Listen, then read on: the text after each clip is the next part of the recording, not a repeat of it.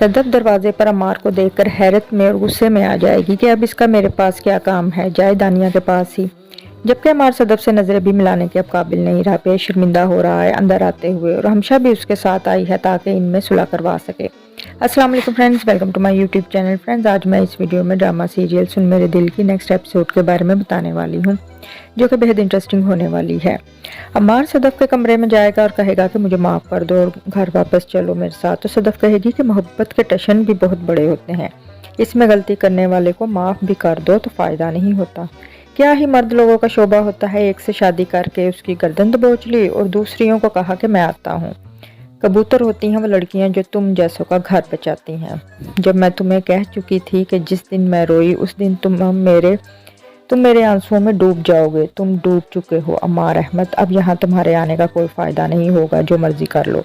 सदफ फिर से तंजिया बात ये करेगी अम्मार से कि गर्दन तुम्हारी बगल में होती और दिल बिलाल अब्दुल्ला को देती। तुम्हें उन जैसी लड़कियां ही सूट करती हैं, तुम जैसे मर्दों को। तो अम्मार गुस्से में आ जाएगा और वहाँ से जाने लगेगा। तो हमशा कहेगी कि अगर तुम आज यहाँ से चले गए तो उसे हमेशा के लिए खो दोगे। क्या तुम यही चाहते हो? तुम ये अफोर्ड कर सकोगे? टूटने से पहले देखो तो सही कि जुट जाने से दरारें मिट जाती हैं। माँ भी अम्मार से कहेगी कि जब ज़मीर जाग जाए उसी दिन उसी वक्त बेहतर होता है। देर आए दुरुस्त आए, लेकिन अम्मार नहीं रुकेगा। हालांकि वो चाहता है कि वो उससे सदफ से बिछड़ना नहीं चाहता और वहाँ से, लेकिन वो मजबूरी चला जाएगा क्योंकि कोई फ़ायदा नहीं हो रहा उसे वहाँ आने का।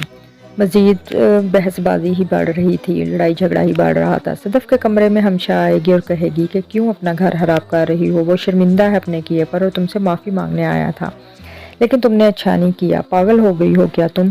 सदफ हमशा को भी तंजिया बात करेगी, लो भाई आप करें तो डांस, हम करें तो मुजरा। तो हमशा उसे शटअप सदफ कहकर गुस्से में अब मज़ीद डिप्रेशन का शिकार होती जा रही है और वो पछता रही है बिलाल को खोने के बाद। क्या बिलाल को वो दोबारा हासिल कर पाएगी? मज़ीद जानने के लिए मेरे चैनल को लाइक करें और सब्सक्राइब करना मत भूलिएगा।